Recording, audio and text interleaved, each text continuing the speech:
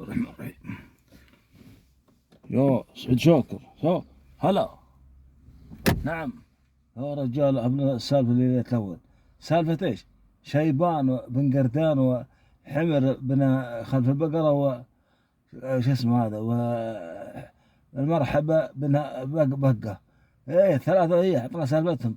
طيب خلني انزل الحين اعلمك، خلني انزل. طيب مع ابشر. السلام عليكم. هلا يا حمر، شو اسمه، يا اخوك، يا, يا كرفوس.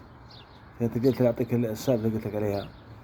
شيبان بن قردان وحمر بن خلف البقره، ومرحبا ابن شو اسمه، ابن البقه. عندما يصلون احد الصلوات، الصلاه الجهريه. ما ادري يصلي كرفوس، ما ادري يا شيبان، ما ادري ما ادري مرحب. المهم هم يصلون، واحد يقرا يصلي، واحد يصلي يقول فيقرأ سورة شو اسمه، طول عليهم الصلاة، كنا طول عليهم.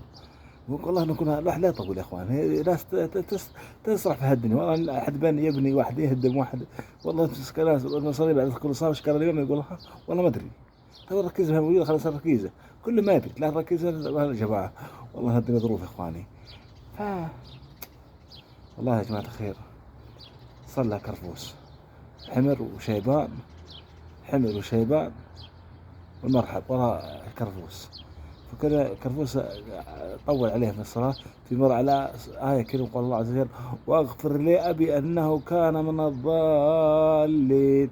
فيقول حمر ما أدري شيبان آمين، ما هو قال في الفاتحة وعلم في الثالث. واحد الدنيا والله مو يا أخوان، والله الدنيا كلها مشاكل إخواني.